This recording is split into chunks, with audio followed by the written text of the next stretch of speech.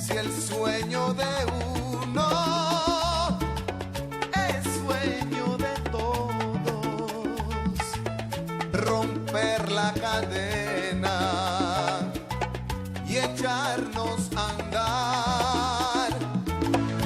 tengamos confianza, pa'lante mi raza, a salvar el tiempo por lo que vendrá.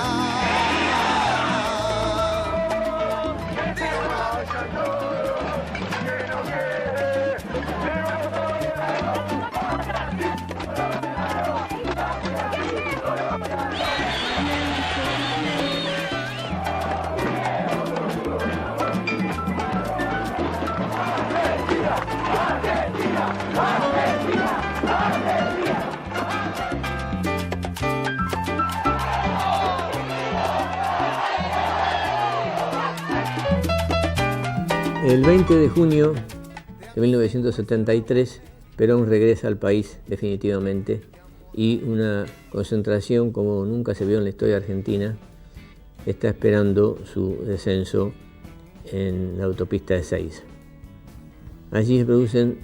enfrentamientos entre sectores de la derecha del peronismo y sectores de la juventud peronista, montoneros, y Perón no desciende, lo cual crea una gran frustración en toda esa inmensa multitud que vuelve apesadumbrada de no poder ver al general. Este es un momento clave. Hasta ese momento del gobierno de Cámpora había habido una participación muy intensa de los sectores juveniles en la universidad, en ocupaciones de edificios, etc. Y probablemente Perón estima que la situación latinoamericana no es lo suficientemente favorable como para seguir adelante con ese proceso, porque ya había caído Torres en Bolivia, estaba a punto de caer Salvador Allende en Chile, que cae el 11 de septiembre del 73, los Tupamaros inician una declinación en el Uruguay, es decir, el imperialismo está dispuesto a cerrar el paso a este tipo de procesos. Lo cierto es que Cámpora renuncia el 13 de julio, Solano Lima también. Hay un periodo de transición donde gobierna Lastiri, que era el yerno del secretario privado de Perón, que era López Rega, hombre sobre el cual van a converger las fuertes críticas de la juventud por considerarlo expresión de la derecha más reaccionaria y por la influencia que podía ejercer por estar prácticamente al lado de Perón. Este gobierno de Lastiri es un gobierno de transición dirigido nada más que a convocar elecciones. Se convoca elecciones para el 23 de septiembre. El 23 de septiembre Perón, en la fórmula Perón-Perón, porque lo acompaña su esposa Isabel, obtiene 7.359.000 votos contra 2.905.000 de Balbín, es decir, el 62% contra el 24%.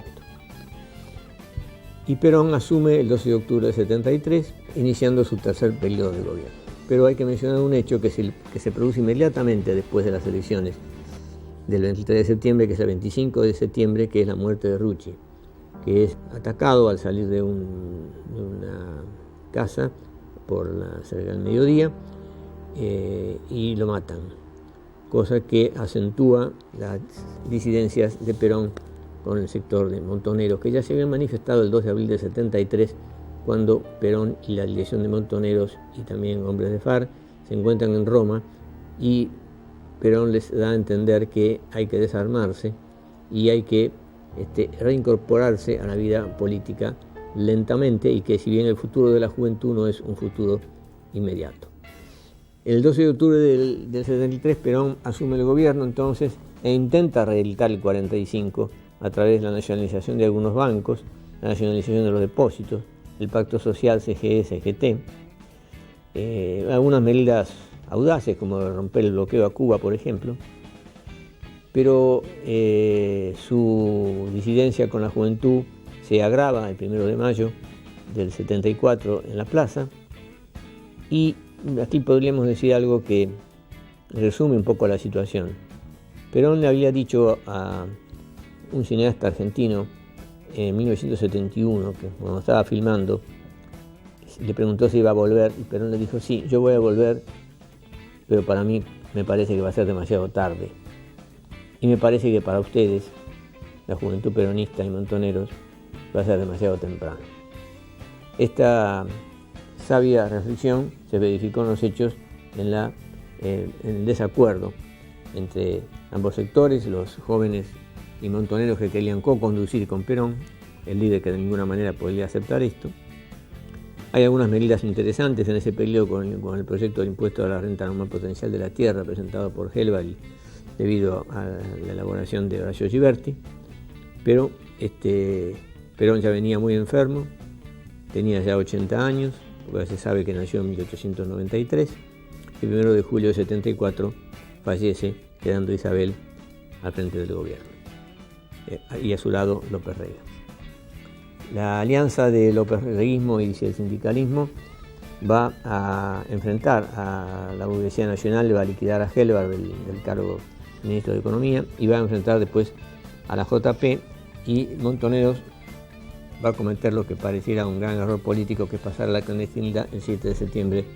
de 74, mientras López Rega arma las 3A e inicia una política de asesinatos con respecto a todos los opositores, una política demencial que en el año 75 se va a agravar cuando López Rega se enfrenta con los sindicalistas como consecuencia de una política económica de devaluación que se llamó Rodrigazo, que iba en perjuicio directo de los sectores populares y que da lugar a la aparición de sindicalistas como Lorenzo Miguel y Casildo Herrera, que lanzan el paro general del 7 y 8 de julio del 75, que finalmente es el que termina con esta figura siniestra que es el brujo López Rega. Pero Isabel tiene muchas dificultades para gobernar y los viejos intereses reaccionarios ven la oportunidad para dar el golpe. Dan un golpe que fracasa en diciembre del 75 y después dan el golpe del 24 de marzo del 76 que la desplaza del gobierno. Y se inicia entonces una dictadura genocida, una dictadura implacable que va a provocar desapariciones, asesinatos, torturas, campos de concentración, secuestros de bebés, miles y miles de compatriotas que son asesinados, 30.000 muertos, militantes selectivamente tomados para acabar, según este criterio de los jefes militares y los conservadores que los apoyaban y le daban letra, como Martínez de Oca, el ministro de Economía, para terminar con todo este tipo de rebeliones como se habían producido el Cordobazo y todas estas sublevaciones populares. Durante este periodo gobierna inicialmente la Junta Militar, está expresada en Videla, pero el hombre clave es Martínez de Oz, que va a realizar una política de endeudamiento externo, de rebaja de aranceles de importación para liquidar la industria, una política totalmente en favor de los intereses del imperialismo norteamericano, y que va a durar como ministro 5 años hasta que el cambio de Videla por Viola da lugar a la aparición de Sigot, y después el cambio de Viola por Galtieri va a dar lugar a la aparición del Ministerio de Economía de Roberto Alemán. De cualquier modo, este es un periodo terrible donde la deuda externa se sextuplica, donde el país debilita todo su aparato productivo y donde fundamentalmente lo que ocurre es, como decimos, los años de plomo, de sangre, de terror, con una dirigencia política que al principio colabora, incluso dando intendentes como el radicalismo y el PJ al gobierno, y que tiene sus mejores figuras en un grupo de mujeres que son las madres de Plaza de Mayo, que son las que resisten y se convierten en la oposición frontal al gobierno, y también en los mejores grupos del sindicalismo, como son los que se nuclean alrededor de Saúl Ubaldini. La experiencia negativa que realiza dictadura militar en Malvinas, tratando de recuperar las islas el 2 de abril del 82 y entrando en guerra con Gran Bretaña, guerra que termina el 14 de junio del 82, los lleva a perder toda posibilidad de mantenerse en el poder. Y convocan elecciones que se realizan el 30 de octubre, donde por primera vez el peronismo, a presentarse en la historia a las urnas, es derrotado. Triunfa allí Raúl Alfonsín como una expresión de los sectores medios, de los sectores progresistas del radicalismo, que entre sus primeras medidas lleva a cabo un juicio a las juntas, que era bastante inusual en el mundo, y después también lleva al Ministerio de Economía a Grispum, que era un hombre que estaba a favor de la pequeña y mediana empresa. Sin embargo, estos primeros arrestos populares y nacionales de Alfonsín duran muy poco. En materia de derechos humanos dicta la ley de obediencia debible y punto final. En materia económica desplaza, allá un año de gobierno, desplaza a Grispum y lo coloca en su lugar a Zurbuil. Se empieza a hacer la política del Fondo Monetario, se entra en un festival de bonos para resolver los problemas del presupuesto y se empieza a incrementar de nuevo la deuda externa. Esto llevará finalmente a un proceso que va a tener su punto detonante el 6 de febrero del 89, cuando se produce una devaluación inesperada y los grandes grupos económicos prácticamente dan una especie de golpe bursátil al gobierno de Alfonsín. Entra en un proceso de hiperinflación indetenible y, realizadas las elecciones, el radicalismo es derrotado. En el peronismo se había producido una lucha entre la derecha del peronismo, diríamos, un sector renovador, más o menos liberal, y finalmente en las internas había triunfado Menem sobre Cafiero. Menem se convierte en el candidato del peronismo y triunfa en las elecciones el 14 de mayo del 89. Debería asumir el 10 de diciembre, pero la situación del gobierno de Radical es insostenible y debe entregar el poder. Adelantado, asumiendo Menem el 8 de julio del 89. El gobierno de Menem, que se inicia con las banderas de la revolución productiva y el salariazo, se va a constituir nada menos que en el gobierno de los grandes consorcios económicos. Es decir, los grandes consorcios que se habían forjado durante la dictadura genocida, ligados generalmente a capitales norteamericanos, como es el caso de Macri, de Pérez Compán, de Techín, de Bulgeroni, de Soldati, de Benito Rollo y otros, son los que van a imponer, según la propia confesión de Macri, le van a imponer a Menem sus ministros. Primero a Roy, después a Rapanelli y más tarde a Cavallo. El menemismo consigue frenar la inflación a través de una política de convertibilidad, estableciendo un valor de 1 a 1 entre el dólar y el peso, que pudo ser una medida más o menos favorable para frenar la inflación, pero que no podía mantenerse de ninguna manera porque era una irrealidad total. Una política de pensar que el peso puede tener el mismo valor que el dólar implicaba un endeudamiento permanente. Es decir, necesitaba endeudarse para traer dólares para poder suplir esta falsedad, digamos, ¿no es cierto? De tal modo que el menemismo, que va a durar desde el 89 y que debería terminar en el 95, es reelecto después en el 95 como consecuencia de la modificación constitucional de 1994. Y termina en el 99, pero ya con un endeudamiento tremendo que lleva la deuda externa alrededor de 120.000 millones de dólares y con una desocupación muy importante que del 7 al 8 al 9% que era durante los gobiernos anteriores pasa al 18%. Durante la época menemista se produce el quiebre de una gran franja de empresas nacionalizadas que venían de la época de los 50. Es decir, no habían podido los opositores, los diversos gobiernos opositores, destruir la obra de Perón, y es justamente a través de dirigentes peronistas traidores que se produce la destrucción de Gas del Estado, de Aerolíneas, de Agua y Energía, de Aguas Argentinas, etc. Una política de entrega con sistemas de capitalización de deuda que permitía comprar con títulos prácticamente devaluados a grandes empresas extranjeras que en poco tiempo, como en el caso de Entel, por ejemplo, recuperaron la inversión que habían obtenido. Esta política es rechazada como pueden por los telefónicos, por ejemplo, o el personal de aerolíneas que lucha contra la privatización. Crece por esa época también el CTA, el Congreso de los Trabajadores Argentinos, y se empieza a gestar desde la CGT una corriente opositora al menemismo, que es el MTA, donde aparece Moyano como una de sus figuras más importantes.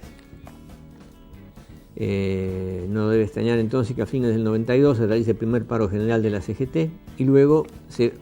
lleve a cabo la marcha federal también, tan importante, el 6 de julio, con sectores del CTA, sectores disidentes, y además empiezan a surgir sectores piqueteros como consecuencia del aumento de la desocupación, es decir, grupos que no pueden hacer huelga porque no son trabajadores, sino que son desocupados.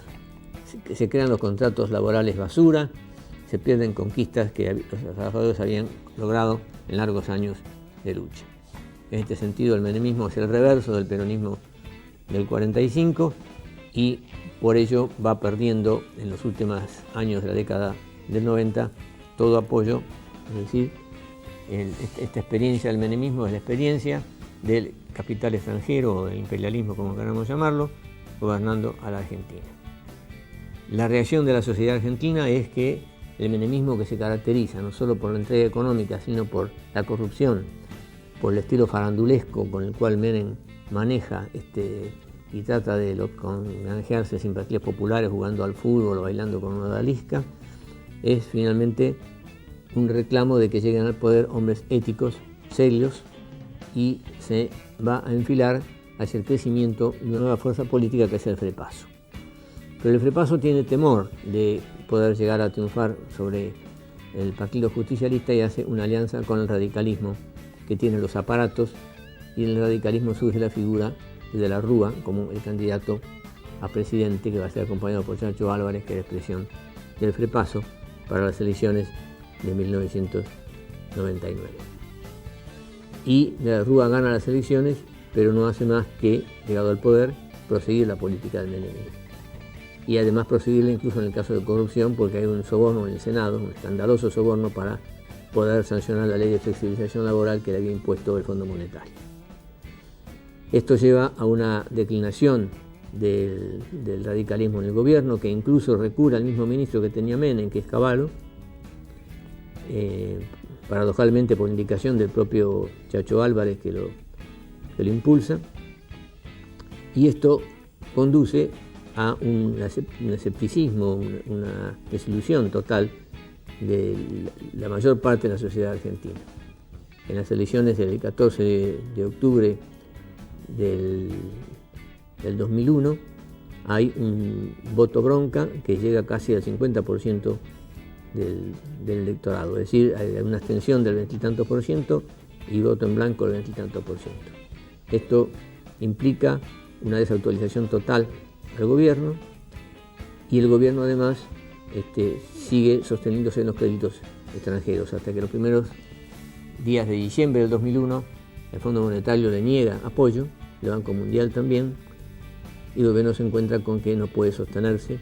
y no pueden sostenerse los bancos en cuanto al retiro de los depósitos por parte de los cuentacorrentistas. Se establece el corralito, hay una gran protesta con respecto a esto, se empiezan a producir saqueos y llegamos al 19 y 20 de diciembre del 2001, donde el reclamo de una multitud es que se vayan todos, que no quede ni uno solo, rechazando a toda la dirigencia política. De la Rúa renuncia y la inestabilidad es tal que en 10 días se suceden 5 presidentes en la Argentina. Después de la Rúa asume Ramón Puerta primero, después Rodríguez A, que está unos días en el gobierno y debe renunciar también, después está un día Eduardo Camaño y finalmente se lo nombra Duhalde. Eduardo Duhalde, que había acompañado a Menem en su forma y había sido gobernador de la provincia de Buenos Aires, que asume para completar el periodo y que busca a través de su política,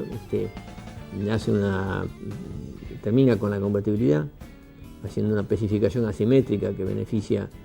a sectores poderosos de los exportadores y también a los bancos, a los cuales las diferencias se las cubre el gobierno, es decir, el pueblo argentino. Y Duhalde, en su búsqueda, trata de mantenerse en el poder de algún modo, por lo cual arma las elecciones, pero quiere hacer un armado que lo favorezca a él para poder seguir gobernando. Sin embargo, una fuerte represión en Avellaneda, donde mueren 2 militantes, Costequi y Santillán, obliga a Duhalde a adelantar las elecciones. Y en ese adelanto de las elecciones no puede contar con Reutemann, no puede contar con De la Sota y finalmente cree que puede utilizar como un hombre que podría ser manejable a Néstor Kirchner y le ofrece la posibilidad de la candidatura. Hechas las elecciones, gana Menem por un pequeño margen, el 23% más o menos, y Kirchner saca el 22%, pero evidentemente la sociedad en una segunda vuelta votaría todos contra Menem, por lo cual Menem no se juega a la segunda vuelta y Kirchner llega al poder.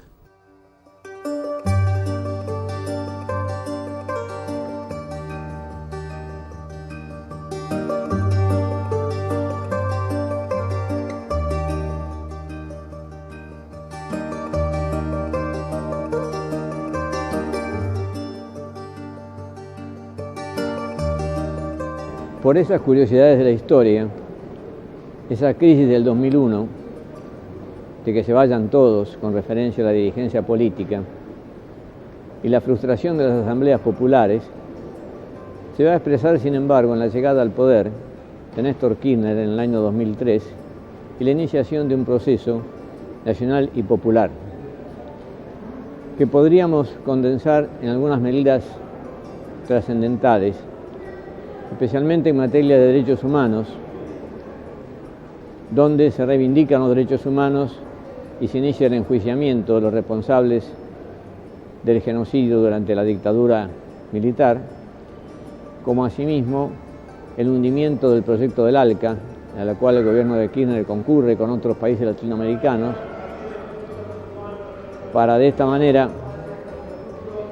evitar que Estados Unidos forme un mercado latinoamericano en su beneficio. Asimismo, se reemplaza un modelo financiero por un modelo productivo, produciéndose una disminución importante en los índices de pobreza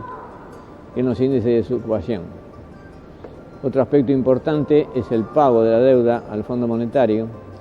que implica terminar con el monitoreo que esta institución hacía de la economía argentina, teniendo tradicionalmente oficinas con sus inspectores en el Ministerio de Economía. Este periodo de avance se da también en el recupero de beneficios sociales que tenían los trabajadores y que habían perdido durante el menemismo, a través de disposiciones que se toman en el Congreso, y se evidencia en estos años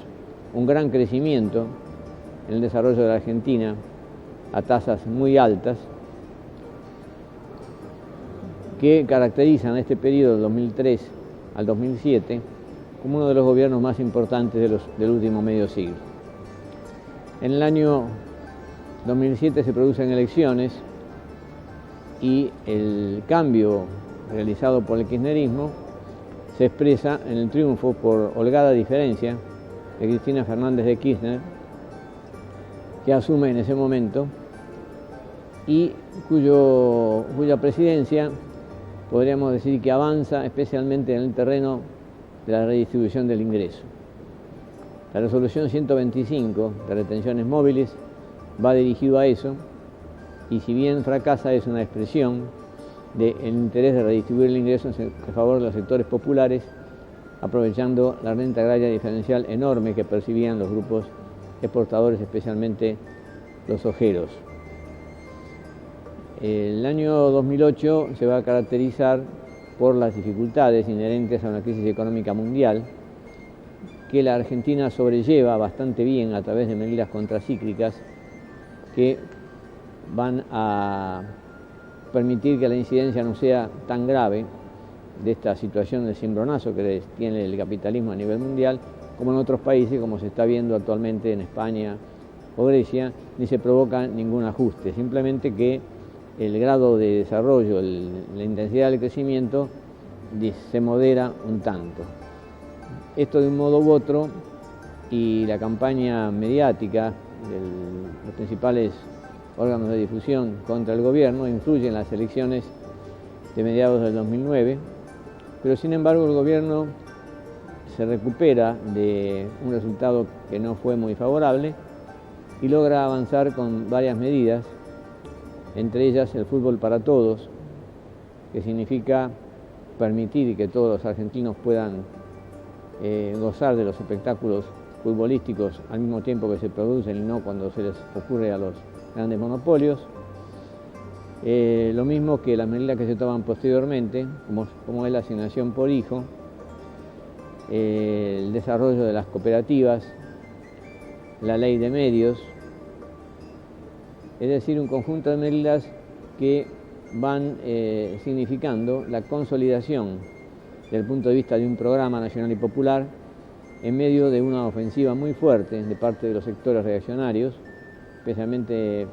por la mesa de enlace dirigida por la sociedad rural y por la mayor parte de los partidos opositores, incluso hasta algunos partidos de izquierda o llamada izquierda, que también hicieron un fuerte embate contra el gobierno. De un modo u otro, lo que podemos decir es que estamos en un periodo de avance, donde se han alcanzado y recuperado conquistas que se habían perdido, y que esta historia que hemos intentado hacer de los 200 años, de 1810 en adelante, justamente se da en el Bicentenario, en un momento en el cual la clave, creo, de la gran oportunidad histórica que se está viviendo está dada por este fenómeno de la multiplicidad de gobiernos populares en América Latina, con una clara visión de la necesidad de liberar a estos países de toda sujeción a los organismos internacionales y a la banca internacional, y al mismo tiempo la comprensión de que estos países, ninguno de ellos puede salir solo, sino que es necesaria avanzar en la unificación latinoamericana. La creación del UNASUR, el proyecto del Banco del Sur, la idea de una empresa energética latinoamericana, el ALBA, están hablando del recupero del proyecto de la Patria Grande de San Martín y de Bolívar. En este sentido, estamos volviendo hacia las mejores banderas del año 1810 y estamos avanzando hacia la liberación y la unificación definitiva de lo que debió ser una gran nación que fue despedazada por los intereses de las burguesías comerciales de los puertos y los sectores imperiales. De tal modo que lo que hemos intentado hacer con la historia ha sido, quizás por casualidad, pero se está vinculando no tanto al pasado sino hacia el futuro. Es decir, de lo que hablamos nos sirve para ver hacia dónde vamos. Y vamos hacia una vida mejor, hacia la igualdad social, hacia la Unión Latinoamericana, hacia la independencia, hacia las grandes banderas con las que soñaron Moreno, Dorrego, San Martín y tantos otros patriotas a lo largo de nuestra historia.